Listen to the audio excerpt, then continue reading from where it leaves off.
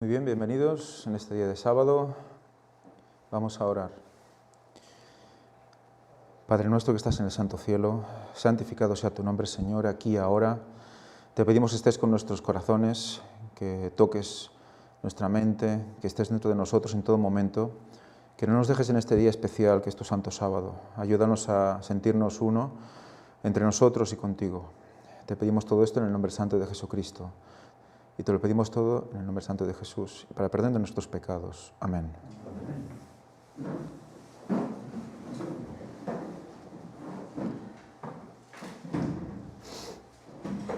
Muy bien, la lección de esta semana de Escuela Sabática habla de algo que, bueno, es una constante en toda la Biblia, ¿no? El pueblo reincidente. ¿Cuántas veces no hemos visto ya en la palabra de Dios cómo el pueblo, aunque ve todo, incluso conoce todo lo que debe conocer para su tiempo, aún así el pueblo sigue cayendo, ¿no? Pero vamos a ver que hay un factor común en las caídas generales del pueblo, porque una cosa es, bueno, tu propia, digamos, vida personal con Dios, tu relación con Dios, lo que tú vas viviendo en tu día a día, tus subidas y bajadas, ¿no? Pero como pueblo, vamos a hablar como pueblo, ¿no? Creo que el caso más, digamos, más flagrante de todo esto son los 40 años en el desierto, ¿no? Cómo el Señor hace todo lo que hace por su pueblo, cómo lo saca de Egipto y pasa todo lo que pasa durante todo ese proceso de bagaje por el desierto, múltiples desobediencias, de hecho los 40 años son consecuencia de desobediencia también, ¿no? Pero vemos que hay un tema, y es que hay Moisés, hay un factor común con Moisés y con Nehemías también, como vamos a ver hoy. Nehemías está llevando a un pueblo, está reformando un pueblo, y ahí vamos a leer un episodio en el cual Nehemías tiene que ausentarse. Recordad que Moisés fue llevando a su pueblo por el desierto y en un momento dado también se ausentó, ¿verdad? ¿Y qué pasó con el pueblo? Descalabro, dice aquí Josep. El pueblo se fue, pero totalmente en dirección contraria, o sea, se desaniman, no ven una guía, no sienten que hay la presencia de Dios, porque no está el dirigente allí, el representante de ellos ante Dios, y al revés, porque es así, es una especie de intermediario también.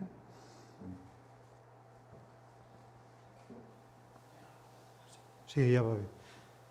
¿No se podría resumir una falta de confianza a Dios? Sí, evidentemente. Lo que pasa lo que pasa con el hombre es que tendimos a ser seguidistas. Ese es el problema también. El Señor pone a unas personas ante nosotros, unos ministros, unos representantes, para muchas veces mostrarnos la verdad, ¿no? Que muchas veces nosotros pues, no somos capaces de ver por nosotros mismos, nos falta una guía, nos falta un detalle, nos falta un punto en el cual hay personas que dedican todo su tiempo para que esto sea así, ¿no? Y vamos a ver por qué también todo eso, ¿no? Por eso se erigió un sistema de diezmos, un sistema de ofrenda, un sistema de mantenimiento de estas personas, porque el pueblo necesita ese alimento espiritual, ¿no? Si nos fijamos a través de toda la Escritura, Dios siempre ha escogido un líder para dirigir al pueblo. ¿Por qué? Porque cuando el líder pues, estaba en los caminos del Señor, el pueblo funcionaba bien. Pero en casos así, cuando el líder estaba ausente, por lo que fuera, o ya había fallecido, etc., pues el pueblo se desenfrenaba, es decir, se olvidaban, necesitaban una guía que no tenían. Lo que es triste es que esto tenga que ser así, ¿no? Porque dice que la salvación es personal, ¿no? Entonces cada cual tendría que procurar por estar cerca de Dios, buscar a Dios, ¿no? De forma privada, en personal, ¿no? Pero claro, si tienes que hacerlo porque te tiene que dirigir un líder, es un poco triste. Pero el Señor sabe que somos así, y por eso Él tiene que poner líderes que dirijan, porque si no, la cosa no funciona. Exacto. Claro, también tenemos que tener el concepto de iglesia, que muchas veces nos concentramos mucho en el concepto personal, ¿no? De la salvación personal, de nuestro camino con Dios, nuestra lucha personal, pero tenemos que recordar que si no es como iglesia tampoco nos vamos a a preparar para la lluvia tardía, ¿eh? La lluvia tardía solo va a llegar en el caso de que todos vayamos a una. Por lo tanto, todos tenemos que ser uno también. Si no, también nos vamos a perder, porque si no nos vamos juntos, tampoco nos iremos solos. Entonces, evidentemente, Dios vendría a morir también por uno. Eso lo ha quedado también reflejado muchas veces, ¿no? Si es el único que sigue a Dios. Pero claro, evidentemente va a haber unos cuantos, más de 144.000 seguro, ¿no? que van a salvarse en último tiempo. ¿Y cuántos llevan ya? ¿No? Pero todas estas personas han estado en grupo, unidos ante Dios. Y en todas las ocasiones ha habido un momento dado en el que alguien ha tenido que tomar las riendas de ese grupo para dirigirlos a Dios. Pensad que cuando Dios instaura todo este sistema de mantenimiento, porque mantiene a los levitas y a los sacerdotes, que tienen un trabajo muy concreto cada uno de ellos, dentro de todos los sacrificios que había en el santuario, lo hace por el bien de todo el pueblo, para que alguien estuviera íntegramente dedicado a ello y pudiera estar constantemente pendiente de la voluntad de Dios para su pueblo. Y el pueblo evidentemente tenía pues, sus quehaceres diarios, como todos nosotros tenemos, ¿no? Trabajo diario y por eso pues, daban su diezmo al alfolí, daban su diezmo al santuario, daban su diezmo ¿a quién? Pues a los levitas sacerdotes para que ellos pudieran ejercer lo que Dios dispuso para ellos, ¿no? Que a la vez repercutía en ellos, en el mismo pueblo, en pues, poder comprender mejor lo que Dios quería decirles, ¿no? O sea que muchas veces tenemos que tener ese punto medio, ese equilibrio de decir, bueno, sí, tenemos las salvaciones personales, es evidente, eso es evidente, pero también hay que tener en cuenta que tenemos que pertenecer a una iglesia, a la iglesia de Dios, al pueblo de Dios. Recordad que la novia, aparte de ser la Nueva Jerusalén, también representa a la esposa, representa al pueblo de Dios. Ese pueblo de Dios puro que va a recoger, y es un grupo de gente. Y esa gente tiene que ser tiene que ser unida entre ellos, tienen que ir con el mismo sentir, ¿de acuerdo? Y si durante toda la historia el Señor ha proveído unos representantes, y me gusta llamarlos representantes porque la misma Elena White es muy tajante con el tema del líder, jefe o no sé cómo le queráis llamar, sí que en cambio la Biblia misma habla de los levitas como los representantes del pueblo. Y sabemos que Moisés era como Dios para el faraón, ¿no? O sea que hay una representación mutua, ese nexo de unión representa al pueblo ante Dios y a Dios ante el pueblo. Y fijaros cómo es una dualidad que nos recuerda a alguien, ¿verdad? ¿Podéis hablar? Es una escuela sabática. ¿A qué nos recuerda esa dualidad? ¿A nadie le recuerda a nadie? ¿Quién tenía una dualidad similar? ¿No? Una naturaleza dual, ¿quién tenía una naturaleza similar? ¿Quién era intermediario? ¿Quién está entre medio? ¿Quién es el mediador? Por favor, es que, claro, al final, al que ve Dios, ¿qué es? A Cristo, ¿no? Y al que ve el hombre, ¿quién tiene que mirar? A Cristo, ¿no? ¿Para qué? Para llegar al cielo. Y Dios ve a Cristo para vernos a nosotros salvos. O sea, pasa por el medio, ¿no? Y esta persona que Moisés, por ejemplo, que estuvo ante el pueblo, tenía el pueblo que comprender que Moisés era el guía correcto, ¿no? Y toda la rama de Aarón y todo lo que estaba alrededor de él, y Dios puso a ese pueblo, a Moisés para el pueblo. O sea, ellos veían en Dios a Moisés y Dios veía al pueblo en Moisés. O sea, todo eso era uno. Entonces, cuando eso no era uno, entonces había que cortar, había que decir, bueno, no puede ser. Si tenemos que ser uno y hay una pandilla que están intentando comerse al resto y esto va a derivar en que el pueblo se va a eliminar, hay que cortar y hay que cortar por lo sano. No hay otra solución, ¿no? Y eso es amor por tu pueblo también. No lo haces con tu hijo, los que tienen hijos lo saben. Tienen que ponerle unos límites. Y cuando se pasan de estos límites tienen que poner freno, tienen que decir hasta aquí. Por lo tanto, tenemos que, como dice también la palabra de Dios, ¿no? Respetar a nuestros ministros. Tenemos que obedecer también al que consideramos que es ministro de Dios. Por eso es tan importante comprenderlo, saber quién es este ministro. Y fijaros, en toda la historia siempre ha habido uno que ha quedado muy marcado en cada momento de la historia bíblica, y alrededor tenía un grupo de gente de confianza que hacían lo que Dios le decía, en este caso a Nehemías, ¿no? Y en su momento a Moisés, ¿no?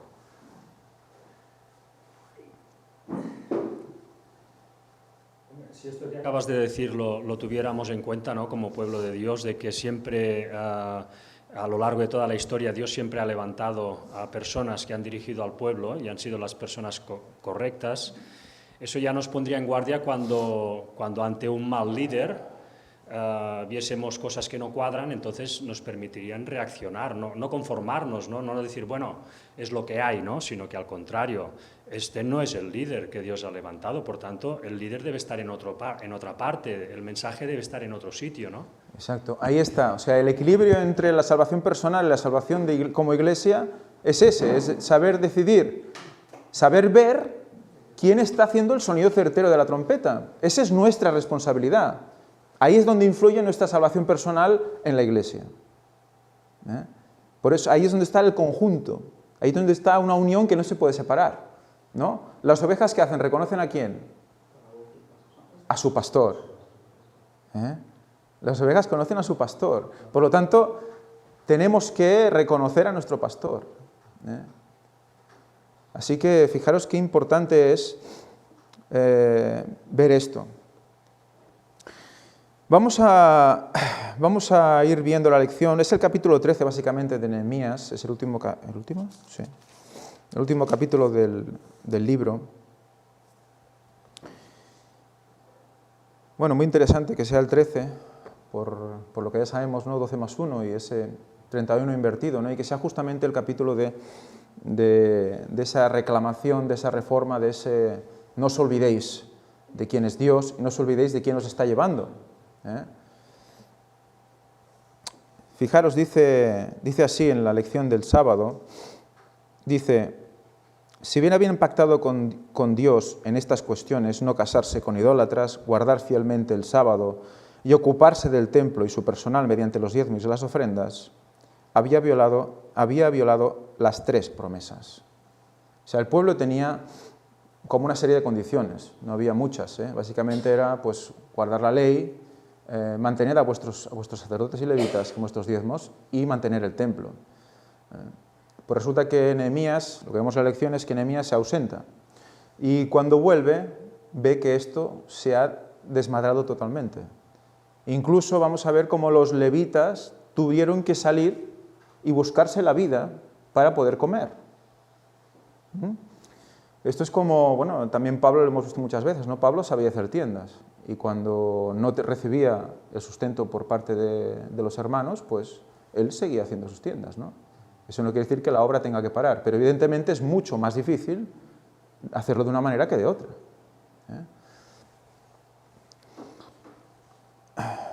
Muy bien.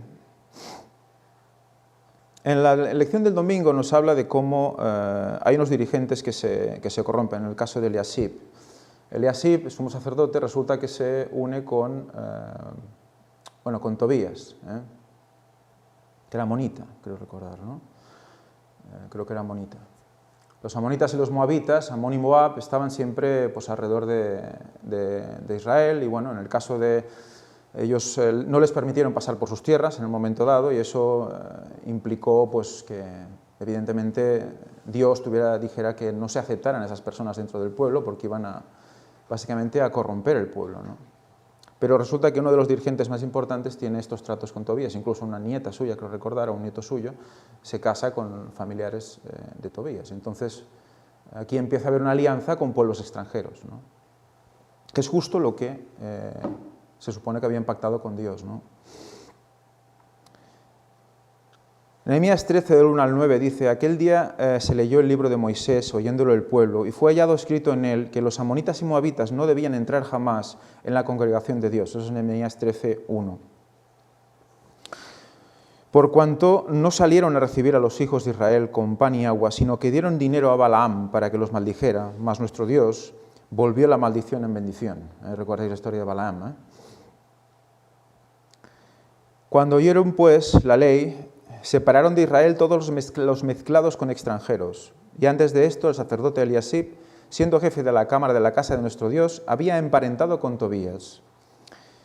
Y le había hecho una gran cámara en la cual guardaban antes las ofrendas, el incienso, los utensilios, el diezmo del grano, del vino y del aceite, que estaba mandado dar a los levitas, a los cantores y a los porteros, y la ofrenda de los sacerdotes. Fijaros, qué simbolismo más impresionante, ¿eh? O sea, hay una unión, digamos, con pueblos extranjeros, y lo primero que hace el sumo sacerdote es ofrecerle una cámara dentro del santuario de Dios, donde estaba lo que estaba destinado al mantenimiento del culto diario, que son mantener a los levitas, sacerdotes, que también enseñaban al pueblo. Resulta que eso es corrompido totalmente. Justamente es a eso a lo que ataca esa unión. Fijaros, de hecho, muchas veces cuando hablas con personas que no conocen a Dios o que no conocen la verdad presente, y les hablas del diezmo y las ofrendas, o se enteran que hay que dar un diezmo y una ofrenda, lo primero que hacen es tener una reacción bastante mala. Primero por todo lo que se ha vivido aquí ya, con el expolio de la Iglesia, sobre todo católica, ¿no? Y bueno, lo que está pasando con la Iglesia evangélica también, ¿no? Esa Iglesia de la prosperidad, el Evangelio de la prosperidad, que si tú, cuanto más dinero des, pues más próspero eres en tu vida, ¿no? Y vemos que es básicamente lo que hizo Eliasib, Eliasib metió a Tobías dentro del templo, quitó el diezmo y puso a Tobías. O sea que muchas veces cuando queremos dar el paso hacia Dios, ese tema, el tema del diezmo, es un tema totalmente tabú.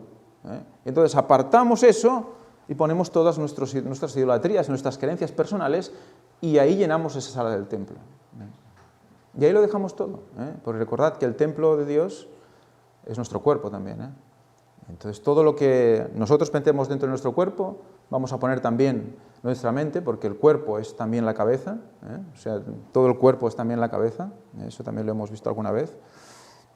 Sabemos que la cabeza es Cristo y el cuerpo es la Iglesia, pero un cuerpo sin cabeza muere, por lo tanto hay una cabeza visible, eso lo hemos visto también, en el Agua lo dice, esa cabeza visible es de toda lógica. Por lo tanto hay un cuerpo que tiene una cabeza que va moviendo el cuerpo, ¿no? Y ahí se vería también la figura del representante, ¿no? O sea, tiene una similitud muy bonita también con esto, ¿no? Por lo tanto, en el momento que tú metes en tu cabeza otra cosa, ya estás, evidentemente, cerrándote las puertas y aislándote completamente, ¿no? Entonces, por eso es un tema que hace que mucha gente, pues salga, ¿no? Y hace que también corrompa a los que están a tu alrededor. Si tú empiezas a tener problemas con este tema, evidentemente vas comiendo la cabeza a los demás, ¿no? Y por lo tanto, ¿eso qué hace? Hace que se genere un mal rollo, un mal ambiente, cuando ya está claramente expuesto en la palabra de Dios lo que es el diezmo y la ofrenda y para qué sirve, ¿no? Entonces, evidentemente, ¿qué hay que hacer con eso? Permitirlo, dejar que eso vaya fluyendo dentro de la iglesia, que se vaya pudriendo, ¿no? Hay que hablar a esta persona y decirle, si esto no lo quieres ver así, velo fuera, no dentro, ¿no? Entonces, todo esto es realmente significativo. Y además ponerlo en el santuario que representa a Dios mismo, ¿no? Sí, desde luego la Iglesia es una escuela, ¿no? para cada uno de nosotros, en el sentido de adquirir una personalidad sencilla, ¿no? Una manera de ser sencilla, una manera de ser mansa, ¿no? Que sea capaz de aceptar las cosas tal como son y si hay que cambiar, pues cambiar tú, no cambiar las cosas como son, sino cambiar tú. Y eso realmente es una bendición de Dios también, ¿no? El poder pasar por ese proceso, ¿no? Es lo que te permite realmente, esto es lo que es evolucionar, ¿no? Evolucionar hacia una personalidad sencilla, ¿no? Y el diezmo, quizá, como tú dices, es de los temas más delicados a veces, ¿no? Porque parece que relacionamos directamente el poseer dinero con la capacidad de nosotros ser algo, ¿no? En la vida y llegar a cumplir nuestros sueños, ¿no? Y parece que cuando nos tocan eso nos duele, ¿no? Pero qué más bonito que dar eso en ofrenda, ¿no? y en sacrificio a Dios, ¿no? Que es el que nos pone en nuestro sitio, ¿no? Sí, ¿no? Y probadme en esto, dice, sobre todo dice, probadme en esto. también yo creo que tenemos que ver aquí una similitud con la iglesia actual, ¿no? Estamos muchas veces sacrificando muchas cosas para obtener el favor de los de fuera, ¿eh? Y esto es un poco también lo que hizo Eliasib, ¿no? Sacrificó cosas de la iglesia para meter dentro a los de fuera, ¿no? Pero yo no digo que venga alguien a bautizarse o que venga a entrar a la iglesia, sino gente que no va a cambiar, o instituciones que no van a cambiar, pero que nos vendemos a ellos por dinero. Entonces, en vez de utilizar nuestros propios ingresos para lo que tenemos que utilizar, vamos a buscar subvenciones, vamos a buscar ayudas externas para poder ser una iglesia reconocida y no tener muchos problemas, ¿no? Entonces, esto también es venderse, ¿no? Es un poco lo que hizo también Eliasib aquí. Y entonces sigue explicando Nehemías, dice, más a todo esto yo no estaba en Jerusalén. Cuando esto sucedió yo no estaba, ¿eh? Porque en el año 32 de Artajerjes, rey de Babilonia, fui al rey y al cabo de algunos días pedí permiso al rey, ¿eh? Para volver a Jerusalén. Y entonces supe del mal que había hecho Eliasib por consideración a Tobías. Fíjate, ¿eh? Es por consideración a Tobías, ¿eh? Por lo tanto, ¿a quién rendía? ¿Ante quién se rendía? Se rendía antes a Tobías que a Dios. Se rendía antes al exterior que a Dios, ¿eh?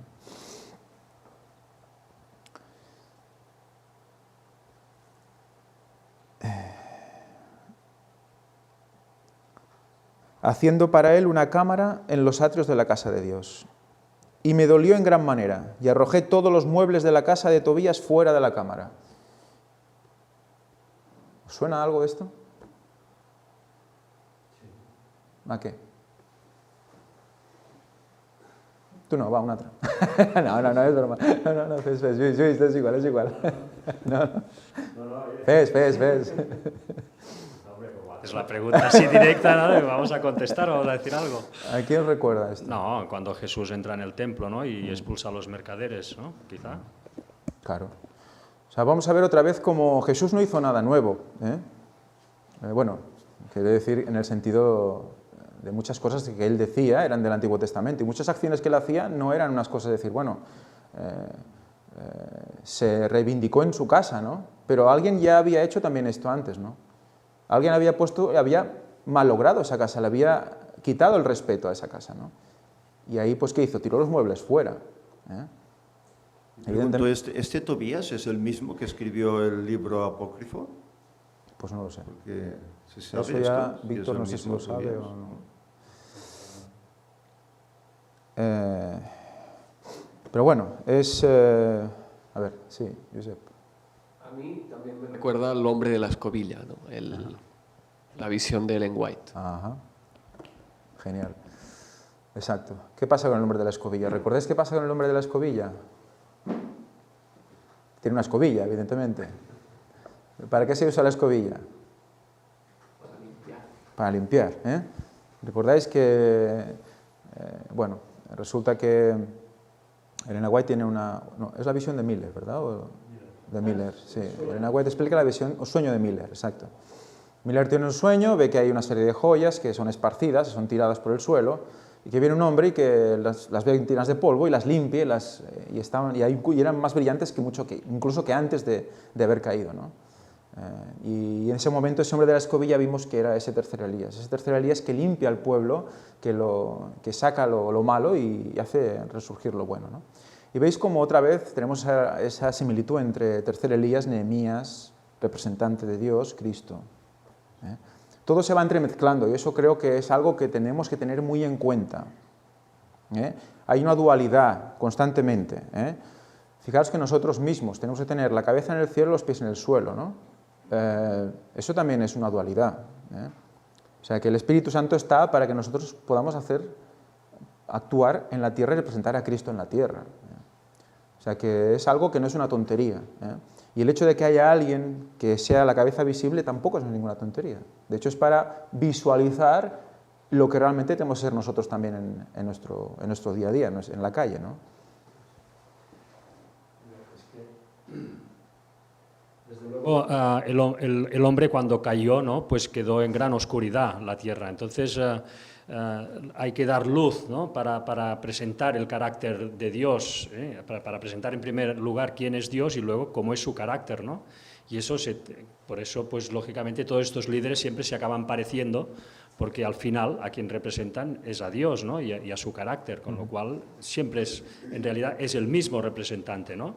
Con ya la culminación de Jesucristo, que es la imagen ya misma de Dios, ¿no? Ya directa, ¿no?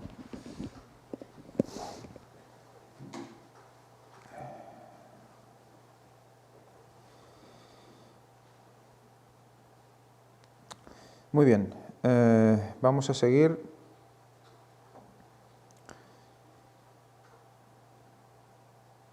Vale, la lección más abajo dice, aunque no se han conservado los registros de la conexión matrimonial, sabemos que Tobías tenía un nombre judío, que significa el Señor es bueno. Y por lo tanto, muy probablemente haya sido de origen judío. Fijaros, muy interesante, porque el pueblo ante el cual se rinde Eliasib, el sumo sacerdote, que estaría representando a la Iglesia o al máximo representante de la Iglesia, se rinde ante Dios es bueno. ¿Nos suena de algo eso? ¿Nos suena de algo eso? Porque fijaros que hay una tendencia general que, incluso dentro de la Iglesia Adventista, que vosotros tranquilos, la tribulación va a ser una cosa que nos va a pasar así, nos va a ir esquivando, ¿vale? Y como Dios es tan bueno, no nos va a permitir que estemos ahí sufriendo como locos, ¿no? O sea, lo permitió con los valdenses y otros, pero con nosotros no, porque somos como un pueblo, como sabemos tanto y somos tan buenos, y estamos tan conectados con Dios, va a pasar por encima de nosotros y no nos va ni a tocar, ¿no? Y de hecho la tendencia general del ecumenismo es que Dios es amor y es tan bueno que al final todos se van a salvar. Tengan una oportunidad más pronto o más tarde, todos van a salvarse. De hecho, no sería un Dios bueno, sería un Dios negligente, injusto. La justicia es por algo se llama justicia, y por algo se diferencia de la misericordia. De hecho, justicia y misericordia van unidos. Si no, no habría una bondad real en Dios. Y por lo tanto, muy probablemente haya sido de origen judío. Se cree que los familiares de su esposa, los descendientes de Ara, aunque no se los identifica, estaban emparentados con la familia de Eliasib. Además, Sanbalat el horonita, el otro adversario de Nehemías, tenía una hija que estaba casada con el nieto de Eliasib. Por lo tanto, el círculo de intriga alrededor de Nehemías debió haber sido intenso, ya que los funcionarios de más alto rango de la región estaban emparentados y aliados contra el liderazgo de Nehemías. O sea, que había algo de fuera que había cogido a lo de dentro, lo había pervertido y había generado como dos bandos. Eso también tiene que sonarnos. Es una cosa que pasa en todos los grupos que se generan, que quieren seguir la voluntad de Dios, que quieren seguir el ministerio del cuarto ángel. Pasa lo mismo. Siempre hay una rebelión, hay una unión. Normalmente suele venir alguien nuevo que aporta pues, unas mentalidades y unas historias. La gente de dentro no está suficientemente formada o no está suficientemente metida o no sigue exactamente todo lo que tiene que seguir y rápidamente quedan como atontados, quedan como imbuidos por lo que viene, por esa nueva, como una especie de nueva luz falsa, ¿no? Que es media verdad, media mentira normalmente, y se lleva muchos. Es como el latigazo del cielo, como Satanás cuando se rebeló se lleva una tercera parte, pues es lo mismo, siempre funciona igual, ¿no?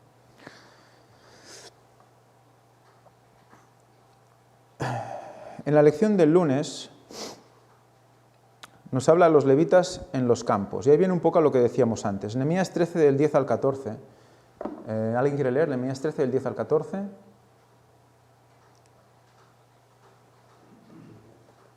Nehemías 13 del 10 al 14.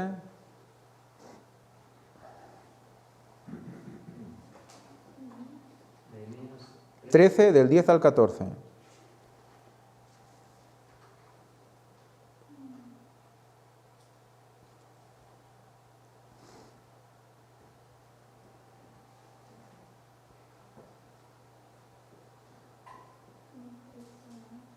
Bueno, ¿leo yo? Sí, del 10 al 14.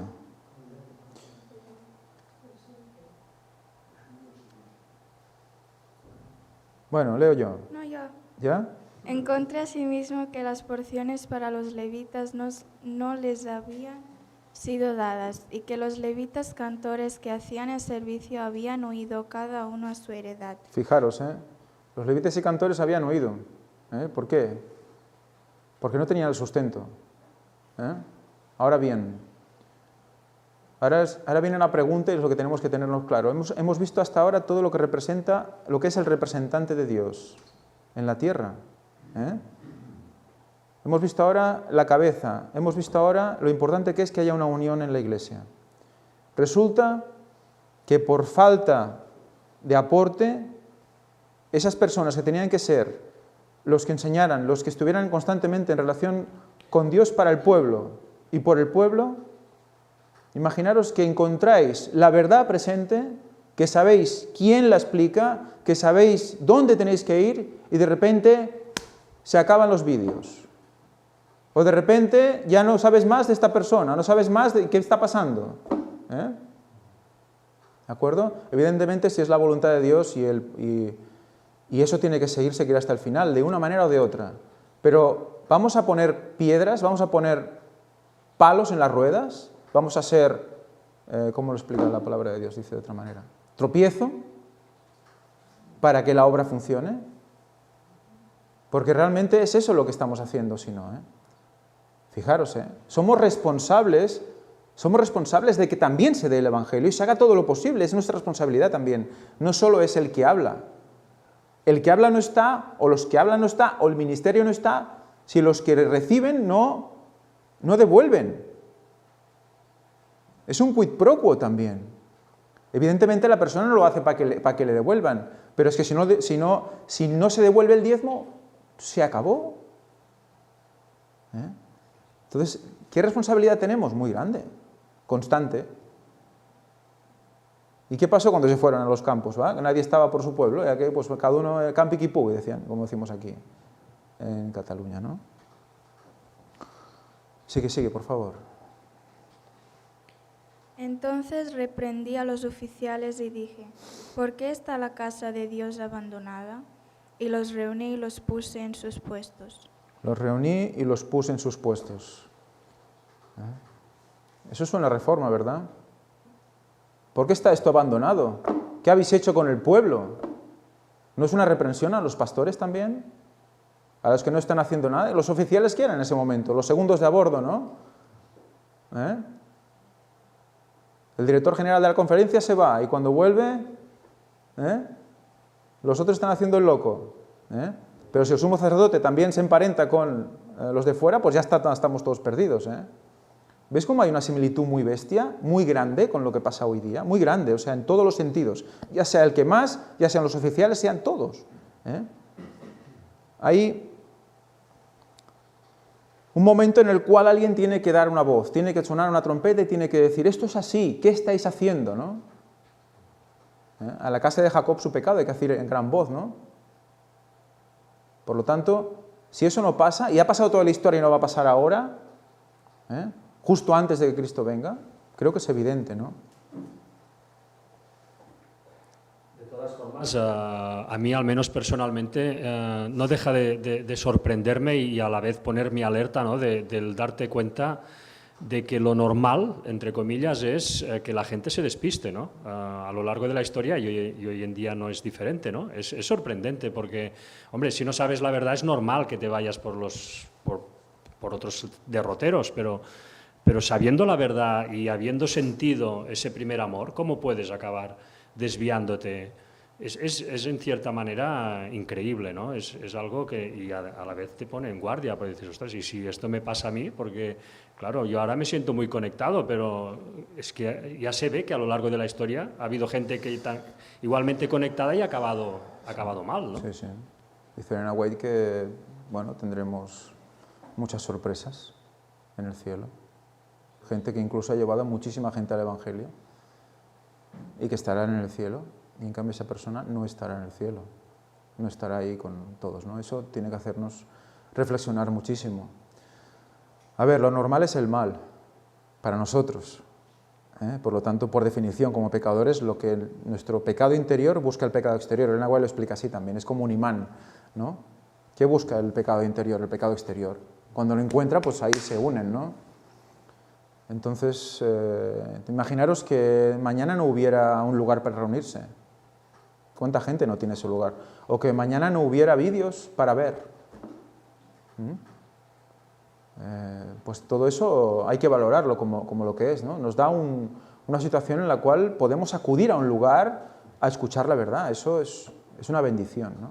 Y cuando lo tienes todo, porque lo tenemos todo, te relajas. Lo que pasó con el pueblo también.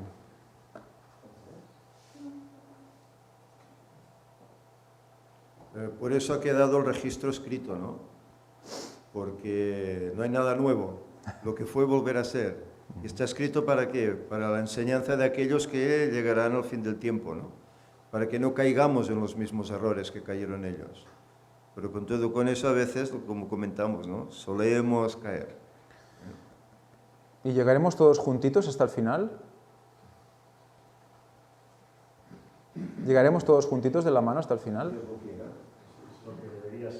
¿Todos los 144.000 juntitos en un mismo coche iremos? ¿Durante la persecución? O antes de la persecución, aunque no seamos de los 144.000, ¿estaremos siempre unidos en una iglesita, todos juntitos y ayudándonos unos a otros? ¿No? Haremos lo que podamos, ¿no? Pero cuando nos toque correr, o nos toque estar en cárceles, o nos toque ¿estaremos todos juntitos y con el móvil viendo las conferencias de turno? O sea que, ¿por qué está pasando todo esto ahora? ¿Por qué tenemos esta oportunidad ahora? Y es el momento de dar la verdad ahora. Nos hablamos ayer con David, ¿no? ¿Por qué ahora tenemos toda esta capacidad y este bienestar? Porque luego no lo tendremos. Hay que estar pendientes porque no lo tendremos. Entonces, todo lo que tenemos ahora, todos los beneficios, todas las ventajas que tenemos ahora, vamos a cortar las alas a esto, porque es el momento de llegar al máximo número de personas. Vamos a cortar las alas a esto gastándonoslo en tonterías en vez de aportar a donde tienes que aportar. Luego la sangre caerá sobre nuestras espaldas. Luego vamos a sufrir, evidentemente, más que ahora. Ya cada uno tiene su historia personal, pero luego va a ser real en el sentido que es físico, será persecución literal, ¿no? Entonces no vamos a estar siempre aquí como estamos ahora, tan tranquilos. Y en grupo. O sea que lo mismo que pasó, lo mismo que me has dicho, ¿no? Volverá a pasar, ¿no? ¿Qué pasó con Cristo? Fue atacado el pastor y las ovejas se dispersaron, ¿no? Ahora tenemos mucha fe, somos una pasada, sabemos mucho. Por dice Elena White que cada uno será probado en cada tema, en cada detalle del Evangelio será probado. Y si no somos capaces de defender eso, ¿qué nos va a pasar? Que nos pase como a Judas. O que nos pase como a Pedro. ¿En qué punto estamos, no? O sea que todo eso... El otro día hablamos con Javi.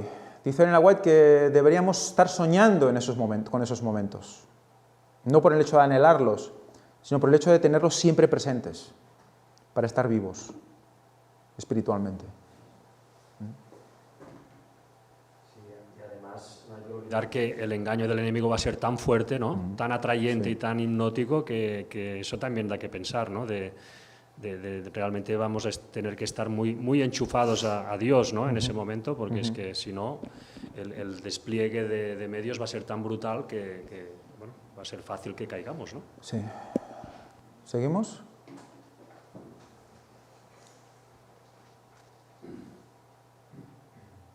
Y todo Judá trajo el diezmo del grano, del vino y del aceite a los almacenes.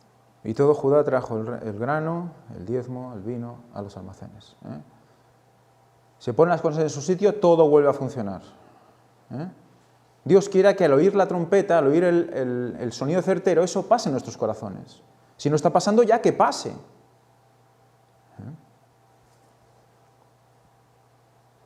Sigue. Y puse por mayordomos de ellos al sacerdote Selemías y al escriba Sadoc, y de los levitas a Pedaías, y el servicio de ellos a Hanán, hijo de Zafur, hijo de Matanías, porque eran tenidos por fieles, y ellos tenían que repartir a sus hermanos. Fijaros, Pone a personas totalmente diferentes a las que había.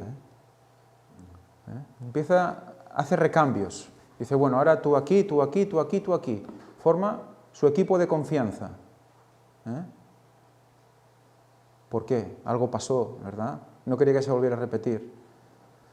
Fijaros que cuando algo pasa en una iglesia, en la iglesia denominacional, ha de pasar algo muy grave para que eso pase, ¿verdad? Puede haber pastores diciendo locuras durante muchísimo tiempo y nadie dice, oye, mira, hasta aquí, ahora pongo pam. Y luego a lo mejor, ¿qué pasa? Que los pastores que están diciendo la verdad, pues a eso sí que los corto y dejo y pongo a otros, ¿no? ¿Qué ha pasado hace poco? Hace poco en la iglesia se quitaron a los pastores mayores. Se hizo una prejubilación brutal. Y quedaron solo jóvenes.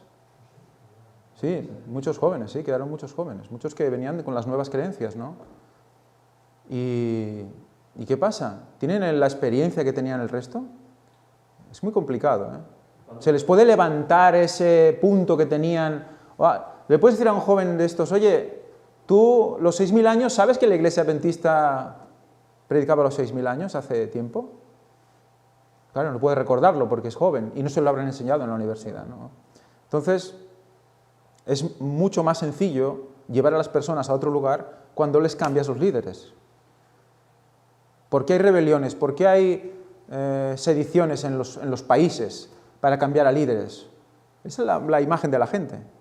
La gente ve a ese líder y hace lo que hace ese líder, ¿no? Y si no a otro, pues a otro. Y así, cambiamos un líder, cambiamos a la gente. Ese es el tema de lo que decíamos, ¿no? El defecto humano tan grande, ¿no? Pero si no estamos pendientes, nos pasa aún más. Ese seguidismo, que alguien nos quite las castañas del fuego, es una tendencia natural humana. En vez de enfrentarte tú, que te lo quite otro, ¿no? Entonces todo eso es algo que nos persigue. Y no podemos caer en eso. Es un punto débil que todos tenemos. ¿Seguimos? Acuérdate de mí, oh Dios, en orden a esto, y no borres mis misericordias que hice en la casa de mi Dios y en su servicio. Fijaros qué oración de Nehemías. Acuérdate de mí, porque él estaba convencido de que lo que había hecho era justo. No tenía la sensación de haber sido demasiado duro, no, estaba convencido de que lo que había hecho era bueno para el pueblo. Más abajo vamos a leer la cita de Elena White, Profetas y Reyes. Dice, no solo se había profanado el templo, sino también se había dado una aplicación incorrecta a las ofrendas. Esto propendió a desalentar la liberalidad del pueblo. Habiendo éste perdido su celo y su fervor, le costaba mucho pagar sus diezmos. La tesorería de la casa del Señor estaba mal provista y muchos de los cantores y otros empleados del servicio del templo, al no recibir suficiente sustento, habían dejado la obra de Dios para trabajar en otra parte. ¿Queremos eso? Es lo que tenemos que preguntarnos. ¿Queremos eso? Hay algunos que critican porque no, es que solo te dije, podías trabajar y hacer eso a la vez. Ya se hizo un tiempo. Soy testigo. Desde el principio. Se hizo mucho tiempo, hasta que el volumen superó y la necesidad tuvo que llevarnos a hacerlo así. ¿Pero qué queréis? ¿Que volvamos a eso? ¿Esa es la idea? ¿Así somos más humildes? ¿Realmente es eso? Porque la gente exige muchísimo, Se queja muchísimo la gente, Aún y dedicándose 100%. Entonces, más adelante dice, más abajo en la lección dice, Nehemías entró y arrancó de raíz el sistema corrupto de liderazgo, aparentemente de un plumazo. Si los dirigentes no lo hacen y no te cambian el liderazgo de un plumazo, ¿qué tienes que hacer? Salir de ella, pueblo mío. Salir de ella.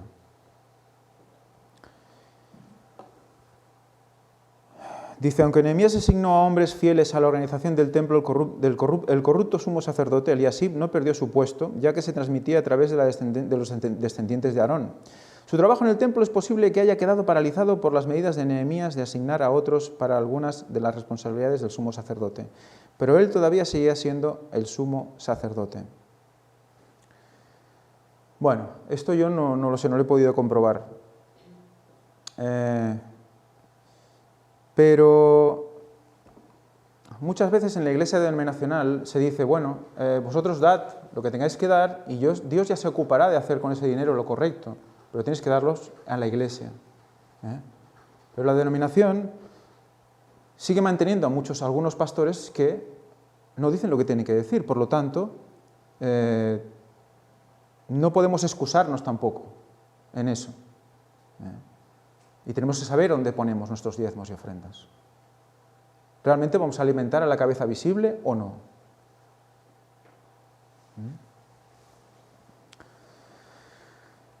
La lección del martes habla de los diezmos y ofrendas. Bueno, ya hemos hablado bastante de todo esto. Habla de todos los versículos bíblicos que explican por qué debemos dar diezmos y ofrendas. Recomiendo que los leáis tranquilamente. Pero bueno, yo creo que todos los que hemos estudiado estudios bíblicos lo tenemos presente.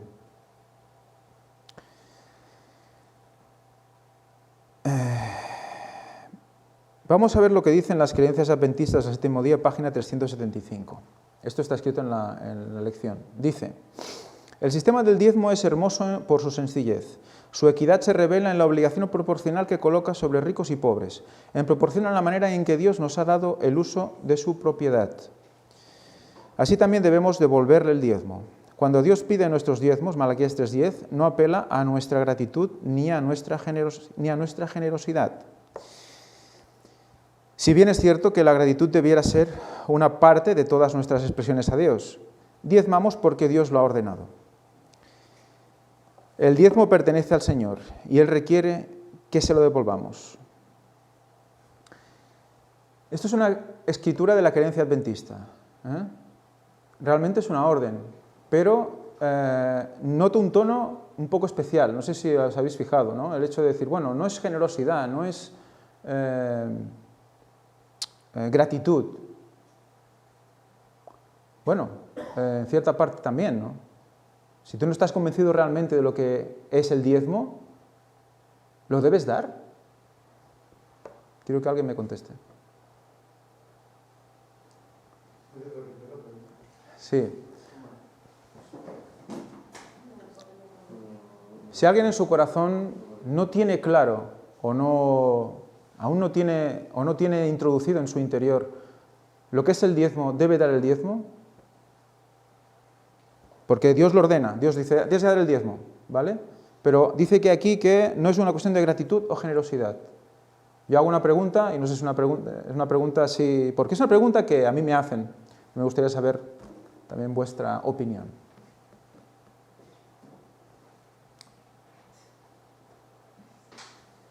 Que alguien hable.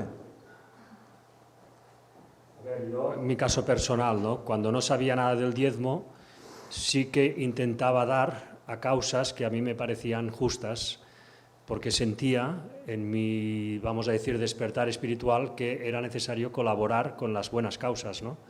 Después, cuando descubres que el diezmo es un mandato de Dios y que tiene el sentido de ayudar a que la obra se difunda, pues entonces ya queda tan claro que ya no hubo duda en mí de que eso era así, debía darse, ¿no? Pero es como todo, si no lo sabes realmente, entonces te mueves quizá por tu conciencia, ¿no? Pero cuando ya recibes el mandato directo de Dios a través de su palabra, entonces ya, si eres una persona obediente y estás convencido de eso, ¿por qué no vas a darlo? Es que sería absurdo, ¿no? No darlo. ¿Alguien más quiere decir algo? ¿No? Vale.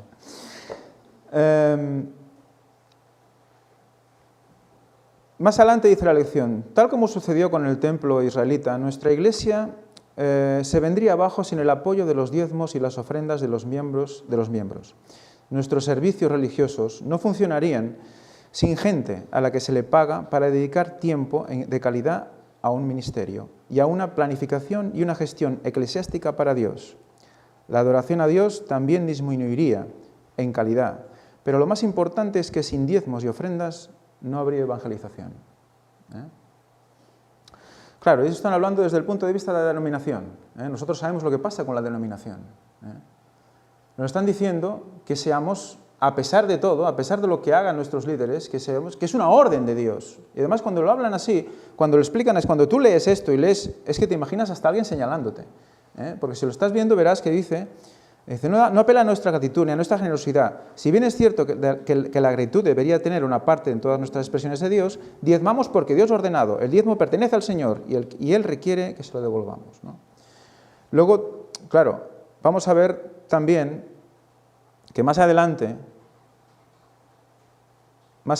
en la lección, no recuerdo si es en esta o en la otra, o en este día o en el siguiente, nos dice, realmente, en la pregunta del final, bueno, quedémonos en esto y en la pregunta del final lo vamos a recordar, ¿vale?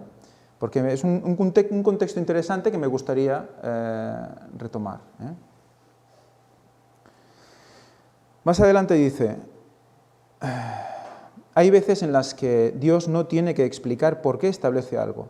Él espera que confiemos en que Él ejerce el control. Fíjate como un poco lo que os decía antes, ¿no? Dice, no pienses demasiado por qué lo das ni dónde lo das. Piensa que Dios tiene el control. Entonces ahí nos va preparando, la lección nos va preparando para que no nos planteemos tanto, darlo o no darlo, dalo ya porque no nos mantenemos, ¿no? Pero sí que hay una explicación, me refiero, sí que hay un sentido al diezmo y sí que Dios quiere que tú encuentres el sentido a eso, ¿no? Y que lo des de tu voluntad también. O sea, si todo lo que te da, o sea, todo lo que tienes te lo da Dios y todo es suyo, ¿qué es un 10% de eso, ¿no? Es verdad que es un poco ambiguo y... No, bueno, no ambiguo, o sea, me refiero al escrito, ¿no? Sí, sí, es un poco extraño, sí. Pero bueno, porque vamos viendo hacia dónde nos lleva, conforme veremos la pregunta del final también. Bueno, como si fe ciega, ¿no? Solo exacto, fe ciega exacto, y ya está. Exacto. Entonces, claro, cuando nosotros decimos, ten cuidado donde pones tu diezmo y mira a ver a quién realmente está diciendo la verdad. Aquí está diciendo un poco algo como lo contrario, ¿no? Dice, hay veces en las que Dios no tiene que explicar por qué establece algo. ¿Dios no explicó por qué estableció el diezmo?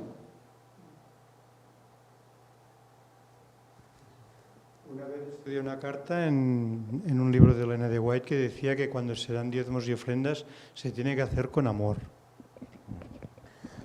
El diezmo te cambia, ¿vale? Evidentemente hay un efecto del diezmo en tu vida. No es un pesar, no, otra vez, venga, otro dinero que no voy a tener. No, hombre, venga, otra vez el coche ya no lo voy a comprar, ya no sé qué, ya esto ya, porque pago los diezmos, si no tendría, pilón de pasta, ¿no? Entonces, claro, el diezmo cambia a la persona. Cuando ya tú planificas tu vida con respecto a eso, ya hay algo de ti porque nosotros, ¿qué podemos hacer realmente, no? Piensas. No todos podemos hablar, ni todos podemos subir vídeos a internet, ni todos podemos hablar a los demás y evangelizar en la calle. No todos podemos hacerlo. Pero sí que todos podemos aportar algo a Dios. De nuestro ingresar diario. Lo que podemos, de lo que tenemos, evidentemente, ese 10% mínimo, ¿no? Que es diezmo, luego están las ofrendas y demás, pero es muy interesante porque nos hacen partícipes de su divinidad, y eso tenemos que tenerlo claro. Somos partícipes de su divinidad haciendo la parte humana. A ver, por ejemplo, regar, o el otro día estábamos hablando de esto con alguien, no recordaré con quién. Regar, por ejemplo, ¿no? Tú riegas la semilla, dice Elena White, que ¿quién da el...? Fue contigo, ¿no? ¿Quién da el espíritu, quién da la chispa de la vida? Dios. Pero no era el que riego y el sol y la humedad y no sé. No, dice que en un momento dado Dios da la espiga, ¡pum!, y sale. Pero es que fíjate que hay algunas que salen y mueren, ¿no? No acaban de germinar. Y dices, ¿por qué algunas germinan y otras no? Yo riego todas, pongo en la tierra, pero hay algunas que germinan y otras no. ¿Eh? Por lo tanto, dice, entonces, ¿no tenemos que regar? Sí que hay que regar, porque si no, no crece. ¿Y el Señor podía hacer que creciera sin regar? ¿Quién dice que no? A ver, alguien que diga que no. ¿Pero qué hace? Como que dice, hasta aquí yo, y tú pon el resto, o al revés, hasta aquí tú, y yo pongo el resto, para que juntos, por lo tanto, nos permite participar de su naturaleza, nos permite participar de sus planes. No es una carga regar o trabajar para Él, sino que nos permite trabajar para Él. Es muy diferente, ¿eh? Es muy diferente, ¿eh? Quiero mi dinero, quiero no sé qué. No. Gracias por permitirme trabajar para ti. Es muy diferente. Me permites colaborar. ¿No puso ya el trabajo en el Edén? ¿Por qué? Le permitía, no era evidentemente como ahora, ¿no? Pero le permitía una comunión con Dios. Decía, bueno, tú une las ramitas de las parras para hacer esos preciosos doseles y tal. Yo hago crecer las parras, pero tú únelas, ¿no? Entonces le hacía, dice, colabora conmigo. Entonces, ¿no somos uno con Él haciendo eso? ¿Realmente la gente que escuche esto y diezme, no va a diezmar de otra manera? O sea, cuando tú diezmas, no es solo dar un dinero a ver qué hacen con él, es ser partícipe de la naturaleza divina. Ser partícipe, es ser uno con Dios. Porque gracias a eso se podrá hacer otra cosa, o más cosa. Y has puesto tu granito de arena y eso es más. Porque Dios no podría decir, bueno, ahora que caigan 10 millones de euros aquí delante. O podría decir, ¿no? Pero si nosotros no colaboramos nos sentiremos bien, nos sentiremos, bueno, pues venga, voy a recibir. Pero si nos implica en esos 10 millones de euros, entonces nos vamos a sentir unidos con Él. Nos lo permite. O sea que vamos a aprovechar ese don que nos da, esa oportunidad de ser partícipes de su naturaleza. O sea, es realmente impresionante, pero con todo en la vida, ¿eh? Hablamos de otra cosa, no recuerdo qué. Pero con todo, o sea, con todo. Con todo es ser partícipe. Él te permite, ¡pam! Igual que evangelizar. ¿Por qué no lo hace Dios directamente y lo mete en la cabeza de la gente, no? Te hace partícipe de llegar con su sangre a la gente, como vimos el otro día. Te hace repartidor del Evangelio a la gente. Somos uno con Él. Nos lo permite. Es como decir, venga, ahora tú, yo te ayudo, va, pam. O sea que seguimos el miércoles. Pisando en lagares en sábado. Bueno, este es otro de los temas que evidentemente tuvo que luchar Nehemías. Se encontró que la gente trabajaba en sábado y que también comerciaban en sábado. ¿Y qué tuvo que hacer? Se lo miró así tranquilamente y les dijo, oye, por favor, ¿no? Claro, realmente ahí ellos ya se habían hecho un pacto con Dios, ya les había avisado. ¿Qué pasó? Tuvo que poner los puntos sobre las is, ¿no? ¿Qué hacéis pisando el lagar en sábado? ¿Qué hacéis comerciando? ¿No? Se presentaban los comerciantes en las puertas de Jerusalén y entraban y todo el mundo a comprar. Pues cerró las puertas. Y aún así se quedaban en la puerta ahí a ver si caía algo. Que les dijo, como volváis a quedaros aquí, tendré que echaros mano. Dice que se fueron. Entonces la lección reflexiona y dice, tendría que ser un tío de palabra, Nehemías. Porque dice que obedecieron muy rápido. Bueno, yo no sé exactamente si fue así de rápido, pero se fueron, ¿no? O sea, que fue una persona que decía, si decía algo, lo hacía. No tenía dudas, como yo a veces pienso. Sí, pim pam.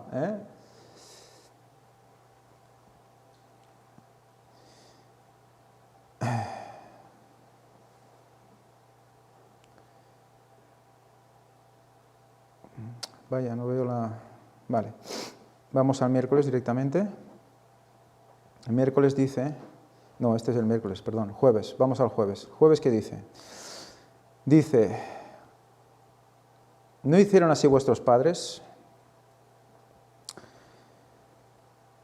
Habla de, evidentemente, el celo de Nehemías, ¿no?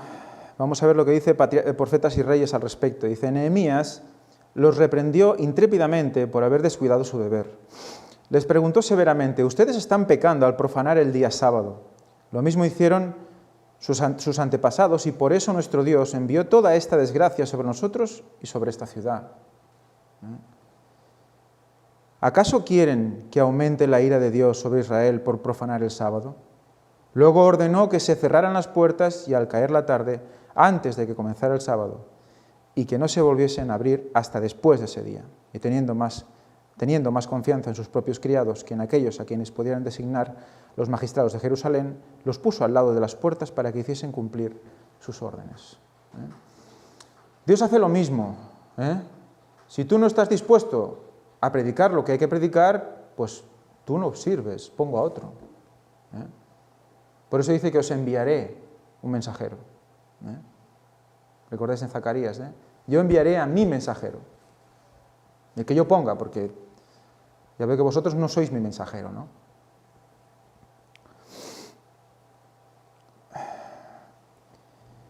Y ya el viernes, para acabar, Profetas y Reyes dice, cuando los hubo presentado los mandatos y las amenazas de Dios, así como los terribles castigos que en lo pasado habían caído sobre Israel por ese preciso pecado, se les despertó a la conciencia y se inició una obra de reforma que desvió de ellos la ira de Dios y les atrajo su aprobación y bendición. Por lo tanto, esa es la consecuencia de la obediencia. Algunos que desempeñaban cargos sagrados rogaron por sus esposas paganas, declarando que no podían separarse de ellas. Pero no se hizo distinción alguna, no se respetaron la jerarquía ni los puestos. Cualquiera de los sacerdotes o de los gobernantes que rehusó cortar sus vínculos con los idólatras quedó inmediatamente separado del servicio del Señor. Un nieto del sumo sacerdote, casado con una hija del notorio Sanbalat, no solo fue destituido de su cargo, sino también prestamente desterrado de Israel. Nehemías oró así: acuérdate de ellos, Dios mío, contra los que contaminan el sacerdocio y el pacto del sacerdocio y de los levitas.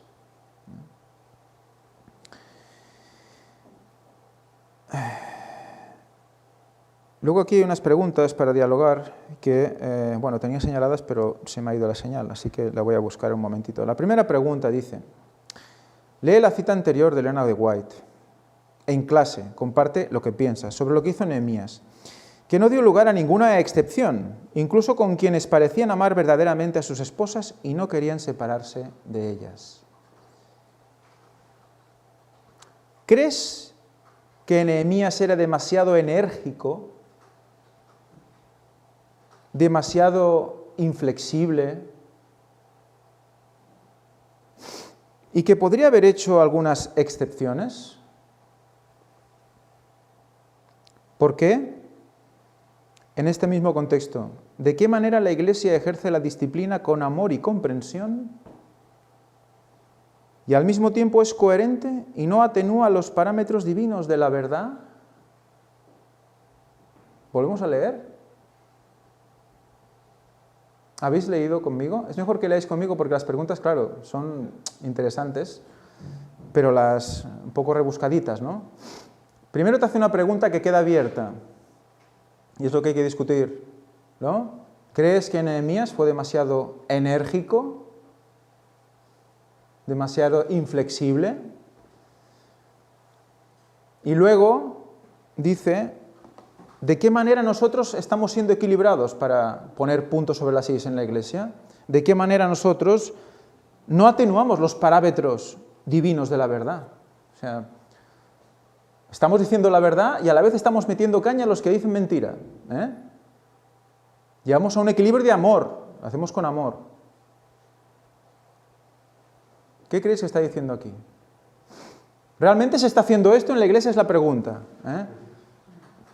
Hoy en día en la iglesia se está haciendo esto, no se están atenuando los parámetros divinos de la verdad.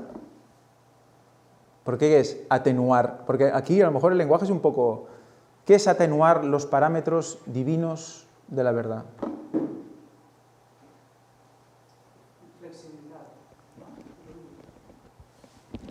Flexibilizar, diluir.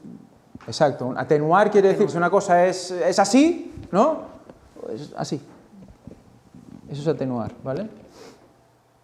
Los parámetros, sí, claro, es que es lenguaje casi científico, ¿eh? Por eso digo que a veces hay gente que escucha y dirá, ¿eh? ¿Qué es un parámetro? ¿Qué son los parámetros? Parámetro es una manera de funcionar, ¿no? Que es esa, ¿no? Es una manera concreta de funcionar, ¿no? Un parámetro. Son como las varas de medir, son los límites, los conceptos, ¿no? Lo que realmente hace que una cosa sea como es, ¿no? Lo que define a eso. Entonces, atenuar, o sea, suavizar los parámetros divinos, o sea, la ley divina, porque al final es eso, ¿no? Es la normativa divina, la norma divina, la verdad divina de la verdad, o sea, la norma de la verdad. ¿Está atenuando la Iglesia la norma de la verdad? La Iglesia Adventista del Séptimo Día la está diluyendo totalmente, claro. Vale. Es que como siempre hace preguntas que parece que se tiren piedras Vale, encima. es que, claro, ahí, o sea, es que es una no negación otra vez, dice, no está la Iglesia, ¿de qué manera? O sea, es como decir, ¿de qué manera lo estamos haciendo tan bien? Es lo que está diciendo la pregunta. ¿De qué manera la Iglesia no está atenuando los parámetros de la divinidad? O los parámetros divinos de la verdad. ¿De qué manera no lo está haciendo? ¿Eh? Pues yo creo que lo está haciendo. La pregunta sería, ¿lo está haciendo? Exacto. Pregúntale a la gente, ¿está la Iglesia atenuando los parámetros de la verdad? Los parámetros divinos de la verdad. Y la pregunta anterior es muy interesante, porque ¿cuáles son las cualidades concretamente de Elías, del tercer Elías? Enérgico, inflexible, vehemente. ¿Qué está diciendo? Que los tiempos son diferentes quizás y hay que actuar de otra manera, hacer algunas excepciones hoy. ¿Por qué esas dos preguntas? ¿Lo veis o no? Es demasiado, ¿verdad? Y la de Nehemías la deja en el aire y luego pone la otra. Lo estamos haciendo con amor nosotros. Lo dice después, dice, lo estamos haciendo con amor. Dice, en este mismo contexto, ¿de qué manera la Iglesia ejerce la disciplina con amor y comprensión? Como si Nehemías no tuviera amor ni comprensión. Nehemías quizás se pasó un poco porque era la época y ahora hay que hacerlo de otra manera. ¿De qué manera no lo atenuamos? Porque lo hacemos tan bien, que lo hacemos con tanto amor, que no atenuamos la verdad. Sí, pero ahí al Papa no lo vas a ganar, ¿eh? En esa competición. Se está metiendo en un lenguaje muy católico, muy papado, muy de la aceptación de cosas, ¿no? Es que, mira, estaba leyendo Deseado de todas las gentes esta mañana y cuando le decían a los romanos, le decían, no, ¿por qué queréis matar a este hombre? Y dice, si no fuera culpable no te lo hubiéramos traído. Es como el domingo, si no fuera el día de reposo no lo guardaríamos. ¿Vale? Son verdades asumidas porque yo soy yo, porque yo lo valgo. Y punto. Pues es el mismo lenguaje. Como no lo estamos atenuando, y lo hacemos con amor, entonces todo eso creo que sí, es un poco capcioso, es ir a buscar que la gente no se entere de nada, que queden conceptos de inflexible, que no es bueno el inflexible, que no sé qué, no sé cuánto, y el amor es lo bueno, y ya está, y quedan esos conceptos, no queda más. Y aquí tuvo que poner orden Nehemías. Y el tercer Elías viene a poner orden. El orden establecido por Dios. Y ya está. Lo que pasa es que a lo mejor no nos gusta eso. Eso ya es otra cosa.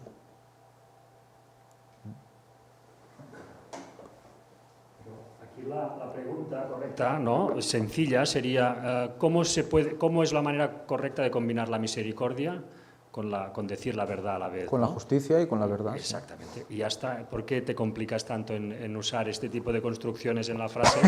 Que al Es que final son dos te preguntas de la un tienes que medio leer párrafo. 30 veces. Sí, sí, sí. No lo hacemos sencillo porque lo sencillo implica hacerse preguntas. O sea, la pregunta directa va a hacer que la gente conteste cosas muy variadas, que la persona que está haciendo la escuela sabática quizás no pueda ni contestar. Pero si tú diriges la pregunta hacia una respuesta concreta, ya no tienes que aceptar ninguna otra respuesta. Es como las preguntas cuando vas a votar o los referéndums. Te hacen las preguntas de una manera para que tú dirijas, la respuesta sea muy limitada, no puedes abarcar mucho en la respuesta. Entonces, es un lenguaje político casi.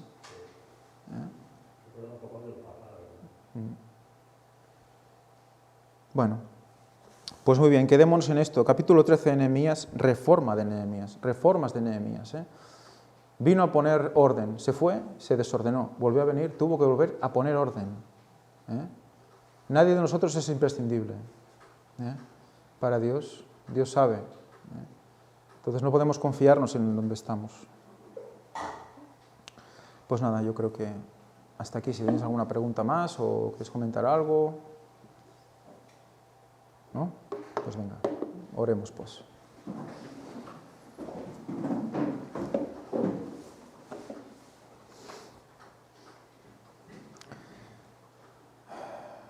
Padre nuestro que estás en el santo cielo, sea santificado tu santo nombre, Señor. Te damos muchísimas gracias porque, gracias a Dios, gracias a ti, tu Santo Espíritu, podemos ver, podemos comprender, podemos vislumbrar esos mensajes extraños que a veces Satanás quiere colarnos. Ayúdanos a tener los ojos bien abiertos y a poder explicar a todos aquellos que aún están ahí dentro, que aún están en ese lugar donde, pues bueno, pueden estar expuestos a muchas mentiras, a que puedan salir libremente lo antes posible, porque luego será demasiado tarde. Señor, ayúdanos a orar por ellos. Te lo pedimos todo en el nombre santo de Jesucristo y te pedimos perdón por todos nuestros pecados. Amén.